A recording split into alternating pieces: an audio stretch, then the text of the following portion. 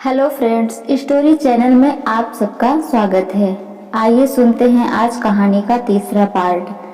सूरज ने बोला, लाइट और दरवाजा बंद करके जाना। मीरा ने चुपचाप सूरज की बात मान ली और लाइट और दरवाजा बंद करके लॉन्च में सोने चली गई। अब तो मेरा अपना ज्यादातर समय अपनी बहन के साथ या फिर सूरज की माँ के साथ ही बिताती थी।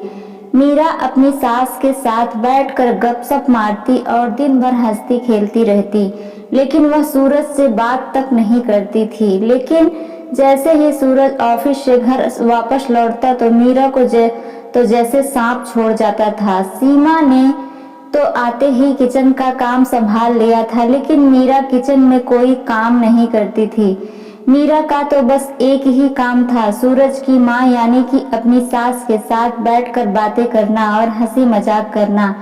सूरज के पापा भी मीरा की बातों से बहुत खुश रहते थे और फिर जब रात को सब सो जाते थे तो मीरा आराम से लॉन्च में सोफे पर सो जाती थी। लेकिन फिर सुबह सबके उठने से पहले मीरा बस अपने कमरे में जाकर तकिया फेंक देती, लेकिन अंदर के नहीं रुकती थी। देव और सूरज की शादी को जब 15 दिन बीत गए तब उनके पापा ने कहा कि सबसे पहले देव और सीमा हनीमून पर जाएंगे और फिर जब वह दोनों अपने हनीमून से लौट आएंगे तब सूरज और मीरा अपने हनीमून पर जाएंगे। यह सुनकर देव और सीमा तो बहुत खुश हुए थे, लेकिन मीरा बहुत उदास हो गई थी। मीरा का तो फिर से अपनी बहन के सामने रोना शुरू हो गया और वह अपनी बहन से कहने लगी, दीदी आप मुझे यहाँ अकेला छोड़कर क्यों जा रही हैं? प्लीज मुझे भी अपने साथ ही ले चलो ना, मैं भी आप लोगों के साथ ही घूमकर आ जाऊंगी।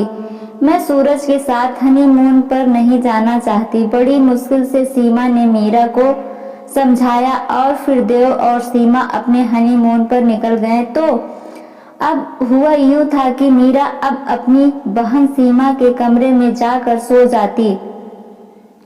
अब सूरज के दिल में मीरा को लेकर कुछ कुछ होने लगा था। आखिर मीरा सूरज की पत्नी जो थी। शुरू में तो सूरज ने अपने परिवार की सोच को गलत साबित करने के लिए यह सारा ड्रामा कर दिया, लेकिन अब सूरज भी चाहता था कि मीरा उसके साथ उसके कमरे में रहे और उससे बातें करे। कुछ नेचुरली इंसानी जज्बात थे जो अब सूरज को तंग करने लगे थे। लेकिन जिस तरह से सूरज ने मीरा के दिल में अपने यह डर पैदा कर दिया था, सूरज के पास आना तो दूर की बात है, मीरा तो सूरज को देखने से ही डरने लगती थी। एक बार सूरज को नींद नहीं आ रही थी तो उसने सोचा कि मुझे मीरा से अपनी बदसलूकी के लिए माफी मांग लेनी चाहिए और उसे सिर्फ अपने कमरे में ही नहीं बल्कि अपने दिल में भी जगह देकर वह प्यार और सम्मान सब कुछ देना चाहिए जिसकी वह हकदार है। और वैसे भी मीरा सूरज की पत्नी थी तो फिर वह भी अपनी पत्नी से कब तक दूर रह सकता था, क्योंकि जो होना था वह तो हो ही चुका था। ऐसा ही कुछ सोचते हुए सूरज अपने कमरे से बाहर आया और फिर जब उसने अपने भाई के कमरे को खोलने के लिए लॉक घुमाया तो दरवाजा अंदर से लॉक था, इसलिए सूरज ने दरवाजे पर हल्की सी दस्तक दी, लेकिन कमरे के अंदर बिल्कुल खामोशी छाई हुई थी। सूरज ने सोचा कि चलो एक बार और ट्राई करके देख लेता हूँ और उसने फिर से हल्की सी दस्तक दी, लेकिन कोई जवाब नहीं मिला। और फिर जब सूरज ने कमरे की खिड़की खोलकर अंदर झांक कर देखा तो मीरा नींद की वीडियो में खोई हुई बेफिक्र होकर बेड पर सो रही थी और उसके बालों की बिखरी हुई लट पंखे की हवा से उसके चेहरे पर फैल गई थी, जो उसकी खूबसूरती में चार चांद लगा रही थी। कल तक जो सूरज मीरा के दिल में अपना डर पैदा करके अपने माँ बाप की सोच को गलत साबित करना चाहता था, आज इस सूरज को अचानक ही मीरा खूबसूरत नजर आने लगी थी, या फिर यूं कहो कि अब मीरा को लेकर सूरज की नजर बदलने लगी थी। इसलिए सूरज ने सोचा कि बस बहुत हो गया, अब मैं मीरा से और ज्यादा दूरी बर्दाश्त नहीं कर सकता। क्योंकि सूरज का गुस्सा तो बहुत पहले ही ठंडा पड़ चुका था। इसलिए अब वह भी यही चाहता था कि शादीशुदा जिंदगी भी अब नॉर्मल होकर पटरी पर आ जाए। देव और सीमा को हनीमून पर गए हुए 8 दिन हो चुके थे और उन्हें 8 दिन के बाद वापस आना था। देव और सीमा के लौटते ही सूरज को मीरा के साथ हनीमून पर जाना था। इसलिए सूरज चाहता था कि हनीमून पर जाने से पहले वह मीरा से दोस्ती कर ले। सूरज ने धीरे से मीरा को आवाज लगाई, लेकिन मीरा तो बहुत गहरी नींद में सो रही थी और कमरे की खिड़की इतनी बड़ी नहीं थी कि सूरज खिड़की से कूदकर अंदर जा सकता था। इसलिए सूरज ने खिड़की का शीशा धीरे से खटखटाया और कहा, उठो मीरा उठो, क्योंकि सूरज को यह भी डर था कि कहीं उसकी आवाज उसके माँ पापा के कमरे तक ना पहुँच जाए।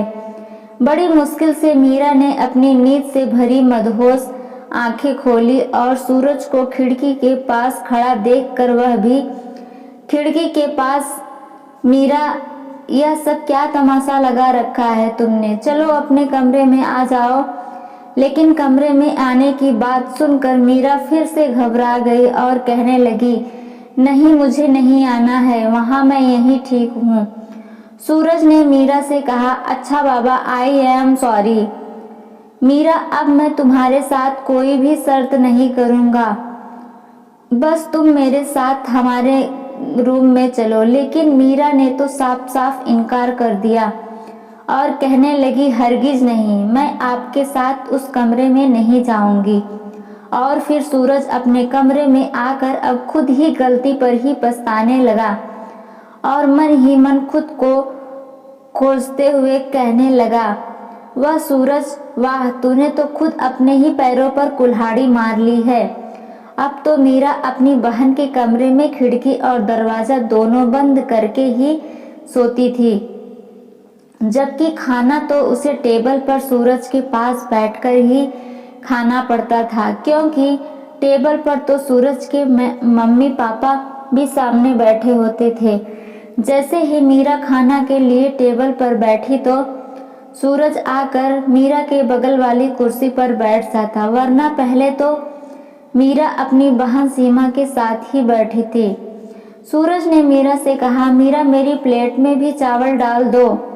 मीरा ने सूरज की प्लेट में पुलाव डाल दिया और फिर जैसे ही सूरज ने अपना पैर मीरा के पैर पर रखा तो वह बुरी तरह से ठीक होती तो सूरज ने माँ पापा भी सूरज की तरफ देखने लगे। सूरज ने भी एक नज़र मीरा पर डाली और मीरा तो सूरज के पैर के नीचे से अपना पैर निकालने की कोशिश कर रही थी, लेकिन सूरज ने भी गुस्से से मीरा के पैर को दबाना शुरू कर दिया।